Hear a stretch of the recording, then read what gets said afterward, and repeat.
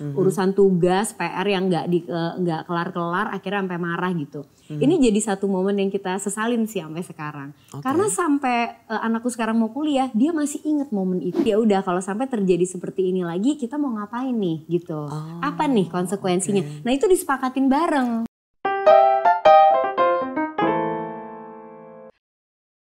Hai T-Parents, senang sekali kembali bertemu dengan saya Bayu Oktara di Bincang Inspiratif bersama Tanoto Foundation. Sarana untuk berbagi inspirasi seputar kesehatan ibu dan anak, edukasi, beasiswa, dan tentunya tips parenting. Nah, kali ini sudah hadir bersama kita seorang selebriti, public figure, dan juga seorang ibu dari 2 orang putri yang cantik-cantik dan sudah remaja.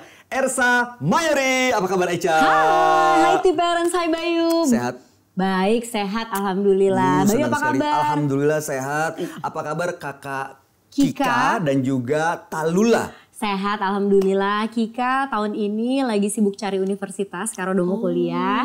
Kalau Ula lagi mau naik kelas 3 SMP. Wow, ini sebenarnya umurnya nggak jauh beda ya, 3 tahun gitu ya? 4 tahun? 4 tahun, bedanya 4 tahun. 4 tahun, tapi pendekatan untuk komunikasi ke mereka berdua tuh beda atau sama tuh? Memang tiap masa pertumbuhan tuh beda gitu. Ada momen-momen waktu pas Kika udah masuk masa remaja, Ula masih bocah gitu kan ya. Nah itu tentu pendekatannya beda. Kalau sekarang karena sama-sama udah remaja, cenderung lebih sama sih cara pendekatannya gitu.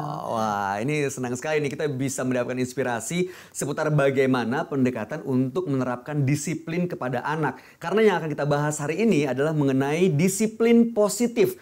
Kita tahu bahwa disiplin positif ini adalah bagaimana cara menanamkan nilai-nilai baik, menumbuhkan kesadaran kepada anak untuk bisa mengendalikan diri, tapi bukan dengan cara memberikan hukuman atau ancaman, melainkan menumbuhkan motivasi supaya tumbuh kesadaran anak berbuat baik. Mengenai disiplin positif, tanggapan Echa sejauh yang Echa pahami seperti apa sih? Gini, kalau ngomongin masalah disiplin itu memang tantangan banget sih gitu. Karena kalau menurut aku disiplin itu harus konsisten. Kalau nerapin disiplin artinya kita juga harus bisa konsisten. Nah yang pertama sebelum kita nerapin ke anak-anak, orang tuanya bisa konsisten dulu nggak sih gitu. Kadang kan orang tua bikin aturan, ya kan? Tapi orang tua sendiri juga lupa nerapin. Nah gimana kita ngarepin anaknya mau bisa disiplin gitu. Misalnya bikin aturan gitu kan. Jam 8 gadget harus dikasih misalnya gitu. Terus udah gitu orang tuanya sendiri juga lupa. Begitu pas orang tuanya repot ya udah deh pakai aja gitu. Itu kan nggak konsisten, ya nggak sih gitu. Jadi kalau kitanya nggak konsisten juga sulit untuk bisa ngarepin anak-anak bisa disiplin. Jadi yang pertama kitanya dulu nih. Terutama suami istri. Kadang suka beda suara kan suami sama istri kan. Harus ada kesepakatan dulu Harus sepakat dulu. Nanti ibunya nerapin A, sama ibunya enggak, sama bapaknya iya. Nah itu aja udah bingung tuh. Wah itu juga lumayan challenging. Akhirnya pinteran anaknya ya kan. Cari celah nih. Cari celah gitu. Ngomongin sama bapaknya aja deh gitu kan.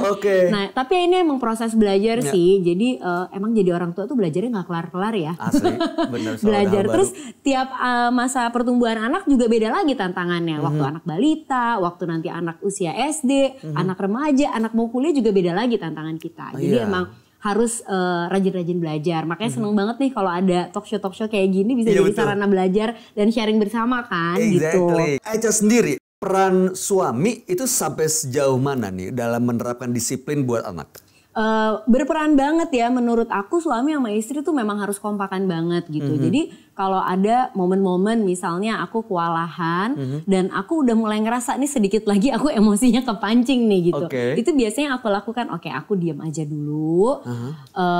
Gak usah langsung bereaksi saat itu, tenangin dulu. Terus aku curhatnya pasti sama suamiku langsung gitu.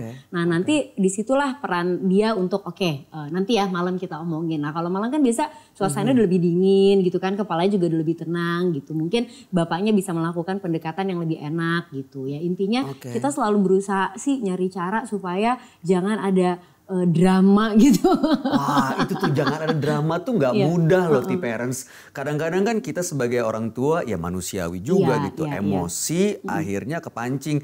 Kayaknya agak sulit untuk menerapkan satu nilai tanpa hukuman. Nah gimana tuh?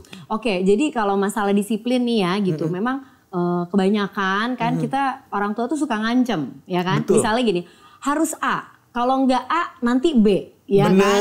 Itu kan ngancam gitu. Dan kadang-kadang juga pada saat itu kejadian belum tentu ancamannya kita lakuin. Iya, itu gimana ya? Enggak sih? Iya. Kadang kan kalau lagi emosi ya. Kalau misalnya ini jelek, iya. Papa kirim kamu ke sekolah lain tuh sana, tinggal di sana. Enggak juga, enggak kejadian. Beneran enggak dikirim ya? Nanti handphonenya Papa buang. Enggak. Beneran enggak dibuang? Enggak mungkin juga kan mungkin. gitu. Jadi akhirnya itu enggak ada gunanya gitu. Soalnya aku pernah nih punya pengalaman gitu ya. Waktu itu biasa lah ya, namanya orang tua kan kita proses belajar. Ada momen-momen hilaf gitu ya, momen-momen hilaf. Suamiku tuh marah gitu ya, saking udah gemes banget. Waktu itu masalah urusan sekolah, urusan tugas, PR yang nggak kelar-kelar, akhirnya sampai marah gitu. Ini jadi satu momen yang kita sesalin sih sampai sekarang. Karena sampai anakku sekarang mau kuliah, dia masih inget momen itu. Serius? Tapi yang dia inget bukan apa isi yang diomongin bapaknya, tapi marahnya aja. Wow, oke. Jadi sebenarnya ketika kita marah gitu, kadang yang anak inget cuman bagian marahnya. Tapi marahnya kenapa, tujuannya apa tuh nggak nyampe. Artinya kalau kita mau ngajarin sesuatu tuh kalau pakai marah-marah yang direkam cuman emosinya doang gitu. Iya lagi. Gitu sampai sekarang kalau misalnya anaknya, aku kan inget dulu Papa waktu aku SD pas bikin PR, aduh Kak maaf jangan diungkit-ungkit. Papa bener-bener Padahal waktu SD ya? Iya, padahal waktu SD. Anaknya sekarang udah mau kuliah. Iya, galak banget tau gini, aduh Papa bener deh itu aku dosa besar aku menyesal sekali melakukan itu. Tapi dari situ kita belajar, artinya kadang gak ada gunanya gitu loh kita marah-marah. Maksudnya kita ngajarin sesuatu, tapi sampai enggak pelajarannya gitu. Dia yang kita harapin nggak terjadi, yang dia inget cuman orang tuanya marahnya gitu. Ekspresi horornya gitu kan. Berarti kan memang penting banget buat orang tua punya kemampuan pengendalian emosi begitu ya. Gimana pada saat emang udah hit the wall nih, udah kayaknya nggak bisa nih, udah time out. Time out aja dulu nggak apa-apa. Tenangin diri ya. Aku sih itu juga aku belajar ya, karena begitu pas kita udah tahu limit kita segini ya nggak ada salahnya untuk mundur dulu, nafas dulu, nenangin diri dulu gitu. Nah kalau masalah disiplin, tadi kan Bayu nanya masalah disiplin gitu. Emang sih kalau disiplin tuh kan kaitannya sama hukuman ya gitu. Tapi kalau aku lebih seneng menyebut itu konsekuensi daripada hukuman. Oh gitu. Misalnya anak bikin salah nih, misalnya nih belajar. Kayak waktu itu anakku yang pertama deh ya, waktu pas usia SMP gitu ya. Jadi berapa kali misalnya ternyata tugas dia bilang udah nyelesain, ternyata nggak nyelesain. Karena kan kalau SMP itu kan kita udah nggak udah mulai mengajarkan dia untuk mandiri, artinya punya tanggung jawab. Paling kan kita cuma ngingetin ada tugas nggak gitu, udah dikerjain belum? Udah ternyata ke gap belum kata gurunya gitu kan gitu. Ya terus akhirnya ya marah dong ya orang tua, kok katanya udah tapi gurunya bilang belum gitu. Nah akhirnya untuk menghindari adegan-adegan marah gitu ya, adegan-adegan horor di rumah, akhirnya kita bikin aja ya udah kalau sampai terjadi seperti ini lagi kita mau ngapain nih gitu, apa nih konsekuensinya. Nah itu disepakatin bareng. Kesepakatan sama anak? Kesepakatan bareng gitu. Jadi apabila itu terjadi mau ngapain nih? Kadang dari anaknya ya udah deh mah, aku nggak boleh pakai handphone weekend misalnya gitu. Ya udah sepakat ya deal gitu. Jadi begitu itu terjadi nggak perlu pakai marah-marah. Aku cuman yang kejadian lagi. Dia udah langsung datang. Silakan. Gitu. Jadi lebih enak gitu. Ya? Dan mereka juga jadi belajar bahwa semua hal itu ada konsekuensinya. Nah itu salah satu cara untuk menerapin disiplin gitu. Nah kalau ngomongin soal tantangan anak zaman sekarang kan mungkin beda-beda gitu loh. Nah sebagai orang tua boleh nggak sih kita membandingkan gitu? Pernah nggak Eca sendiri ngebandingin tantangan zaman sekarang sama tantangan kita dulu waktu seumur mereka gitu? Ya sebenarnya zamannya juga udah berubah ya. Kalau mau dibandingin memang perbedaannya jauh banget gitu. Tapi nggak fair juga karena kebutuhannya juga beda gitu. Jangankan antara zaman kita sama zaman anak-anak sekarang. Zaman sebelum pandemi dan pandemi deh gitu. Kalau misalnya nih sebelum pandemi ya kan, pulang sekolah boleh main gadget cuman 2 jam misalnya gitu ya aturannya. Begitu pandemi ya dia harus pegang gadget seharian.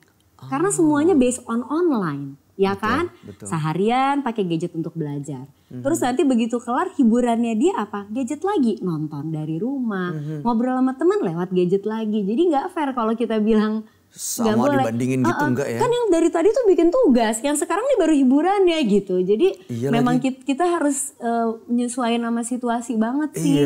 Nah sekarang kan kalau kita bandingin zaman kita, ini termasuk generasi yang mungkin kurang lebih sama gitu. Kalau misalnya kita dapat hukuman, ada juga yang hukuman pakai fisik walaupun itu tidak dibenarkan ya. Iya, iya. Nah tapi anak zaman sekarang kan hukumannya nggak bisa dong disamain kayak gitu. Apa kamu ngeliatnya gimana? Sebenarnya sih kalau menurut aku kan setiap keluarga punya cara masing-masing, punya value masing-masing ya kan. Betul. Apa yang oke di tiap keluarganya ya kita harus sesuaikan aja. Karena kita yang paling tahu sebenarnya tipe anak kita kayak gimana gitu. Kalau misalnya nih contoh anak aku yang kecil males banget olahraga. Nah bisa jadi konsekuensi dibikin ikut olahraga ya bareng mama. Gitu. Oh, gitu. Jadi kan itu fisik juga tapi dalam bentuk olahraga. Tapi kan itu satu hal yang dia gak sukain sebenarnya. Jadi padahal itu hal positif. Iya bener. Hal positif tapi dia gak suka gitu. Jadi artinya dia harus melakukan supaya terhindar dari konsekuensi tadi gitu. Bener. Itu bisa kayak gitu. Oke. Wah berarti boleh juga tuh. Karena anak aku yang pertama emang gak suka banget olahraga. Kalau olahraga ya udah buatnya cuma skipping. Habis itu udah itu pun yang gerak tangannya doang. Iya gerak kayak gitu doang gitu. Diajakin lari, main apa segala macam udah gak mau. Oh bisa juga ya bentuk hukuman kayak gitu ya. Jadi gak hukuman sih itu kesepakatan. Konsekuensi, kesepakatan. Kalau kamu misalnya zaman sekolah online tugas nggak disubmit, ya kamu ikut papa olahraga gitu kali ya. Atau ya tapi harus dengan kesepakatan bersama. Oke, kamu ikut olahraga, maunya olahraganya apa deh gitu. Jadi kalau atas kesepakatan bersama, pada saat dia ngelakuin juga dia ngerasanya ya itu memang keputusannya dia gitu. Aku pernah ya satu momen nih, anak aku yang gede udah masuk usia belas-belasan, udah ngerasa gede dong. Waduh bahkan. Adanya kan masih kecil ya kan. Bocah lah di matanya dia kan, apa sih nih adek ikut-ikut ya kan, gak ngerti anak kecil. Sementara adeknya kan pengen ikut kakaknya ngerasa gede kan gitu. Jadi ada satu momen di mana berantem mulu ini berdua, hal-hal kecil berantem. Terus dia ngerasa adeknya ganggu banget. Sementara si adek ini tuh sebenarnya cuma pengen ikut-ikutan aja gitu. Terus akhirnya udah sering banget terjadi adeknya nangis segala macam. Akhirnya aku bilang oke deh kak gitu, boleh nggak? Kalau terganggu sama adek nggak apa-apa, tapi kan nggak perlu kasar-kasar ngomongnya. Kalau sampai terjadi lagi apa nih? Gimana nih coba menurut kakak? Tiba-tiba dia ngasih ide, ya udah aku tidur di kamar nggak pakai AC. Aku juga bingung, loh kok yakin nih dia gitu kan gitu. Benar, iya. Karena dia nggak bisa panas, jadi kalau buat dia tidur semalam nggak pakai AC tuh, udah kelar. Gitu. Tapi kan itu keluar dari mulutnya dia ya, maksudnya bukan, jadi bukan hukuman, bukan keputusan ibunya, bukan keputusan bapaknya. Ya udah kita setuju ya, ya bener nih, oke gitu. Kesian, terikat gitu kan. Tapi kita harus bisa konsekuen. Itu kita udah sepakatin, kita mesti bisa tega dalam tanda kutip karena itu cara dia belajar kan gitu. Aduh, itu ya udah akhirnya bener malam itu dia tidur nggak pakai AC, kamarnya dimatiin. Kepikiran nggak tuh orang tua? Ya sedih lah kepikiran. Tapi ya kayaknya memang rezeki dia tuh gimana. Kebetulan waktu itu mati lampu juga. Ya semuanya satu rumah jadi sama. Satu rumah jadi samaan gitu. Tapi ya itu dia maksudnya intinya adalah biar bisa menerapkan disiplin tapi positif. Menurut aku kuncinya kita harus sepakatin bareng. Jadi diskusinya bareng, bukan cuman harus begini kalau enggak begini, harus B kalau enggak C. Itu kan satu arah tuh gitu. Jadi anak kita kasih kesempatan juga untuk ikut terlibat gitu. Nah ada yang bilang katanya kalau pola pendidikan anak itu dibagi 3 tahapan. 7 tahun pertama, 7 tahun kedua, dan 7 tahun ketiga. Nah begitu masuk umur 18 tahun kan sebenarnya udah masuk yang ketiga nih. Betul. Yang harusnya sih udah gak dimasalahin dan dimarahin lagi nih. Tapi kan namanya proses belajar pasti ada kesalahan. Nah 18 tahun tuh diajarin apa ya? Apakah udah bisa dilepas gitu aja? Atau sebenarnya sebagai orang tua masih harus mendampingi untuk menanamkan nilai-nilai dan disiplin tadi? Kebetulan aku baru 17 ya, belum nyampe ke 18. Tapi maksudnya aku ngerasain banget ya di usia sekarang udah mau kuliah. Memang kita tuh lebih sifatnya lebih mendampingi aja sih, mendampingi dan ngingetin. Justru lebih banyak perannya tuh ya ketika si 7 tahun pertama dan 7 tahun kedua itu gitu. 7 tahun pertama kan bener-bener kayaknya kita harus membimbing penuh gitu. 7 tahun kedua udah mulai tuh belajar karena dia udah mulai ibaratnya terjun ke masyarakat juga, kehidupan di sekolah, ntar ada kendala sama teman-temannya dan lain-lain. Nah 7 tahun ketiga kan udah waktunya kita belajar membiarkan dia untuk mandiri sendiri gitu. Tapi tetap didampingin. Tetap didampingin. Nah kalau misalnya ternyata salah tetap ada konsekuensinya. Tetap ada konsekuensi. Kalau aku tuh suka bilang ya sama anak-anak gitu, kenapa kalau sekarang mungkin dia rasa kok gini banget ya gitu, mungkin dari isi hati kepala anak-anak ya, kenapa harus ada selalu konsekuensi gitu, kenapa harus begini. Aku selalu bilang karena ya ini tugas kita orang tua tuh mesti membimbing kamu sebelum nanti kamu besar dan di masyarakat. Karena kalau kamu udah di masyarakat, konsekuensinya diterima langsung dari masyarakat. Bener, dan itu kalau ke kantor ya konsekuensinya nanti dari kantor. Bukan proses belajar lagi tuh ya. Bukan orang tua lagi. Nggak ada tuh yang ngasih tahu dengan lemah lembut, kasih sayang, langsung kena SP, langsung kena apa ya kan? Kalau di masyarakat langsung berurusan dengan hukum. Bener. Ya kan? Jadi ya sekarang bekalnya dari rumah. Nah itu tugas kita orang tua untuk nyiapin dia gitu. Kalau ada obrolan itu artinya anak-anak pernah protes dong, mempertanyakan. Kan anak zaman sekarang kritis tuh. Iya.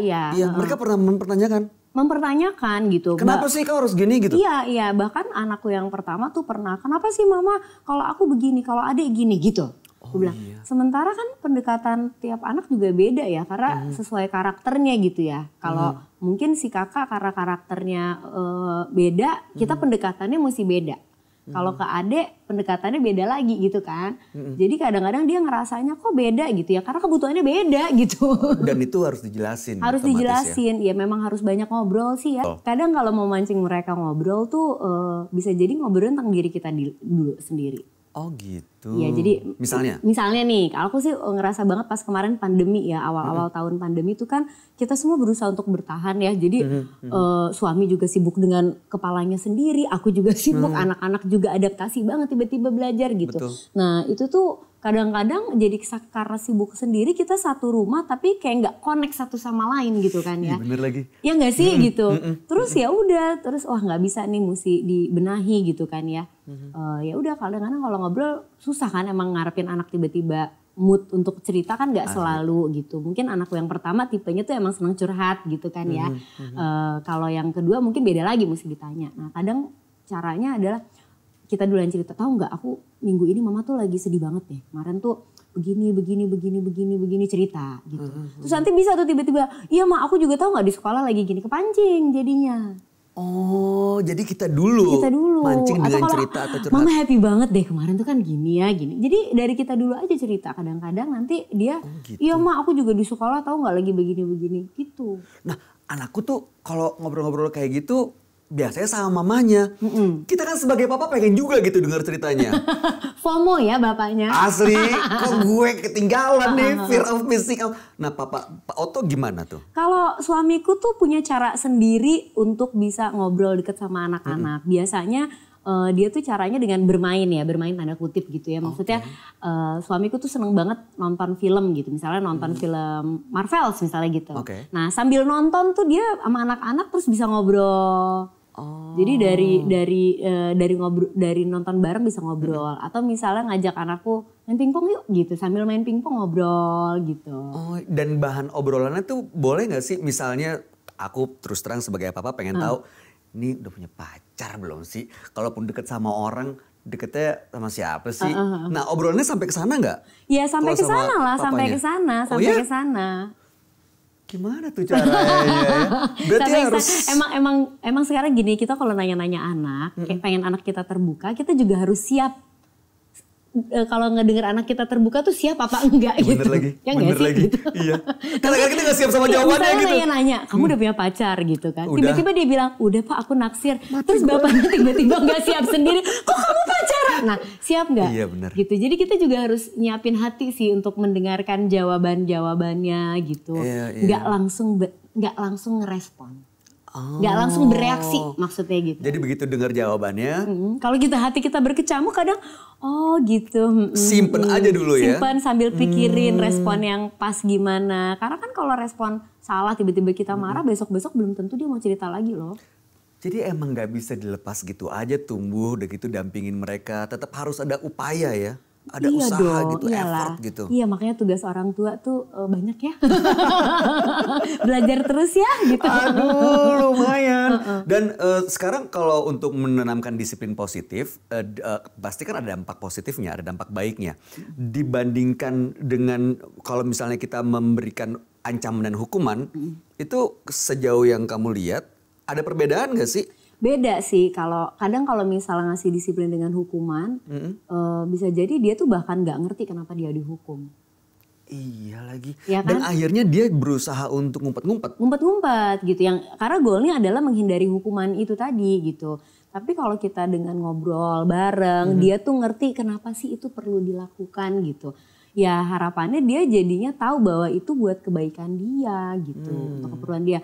Contoh paling gampang deh, ini waktu pas pandemi, lagi-lagi pandemi kan kita punya kebiasaan baru ya gitu. Salah satu yang kita terapin adalah kalau pergi pulang harus mandi dulu sebelum duduk, betul, masuk kamar, naik tempat tidur gitu. Kalau masih males mandi atau apa gitu ya, duduk dulu di teras. Intinya kita kan ngejaga tuh, apalagi awal-awal. Nah itu memang awal-awal perlu konsisten. Begitu pulang, ayo mandi, nggak duduk apa segala gitu kan. Tapi lama-lama akhirnya dia ngerti bahwa itu buat kebaikan dia gitu, dan sekarang udah nggak perlu digitu-gituin lagi. Begitu pulang udah, kakak aku mandi duluan ya, aku duluan gitu. Karena dia pengen cepet-cepet bisa leyeh-leyeh gitu. Dan bahkan kadang misalnya, lah mau ikut mama gak ke supermarket? Enggak nanti repot gitu.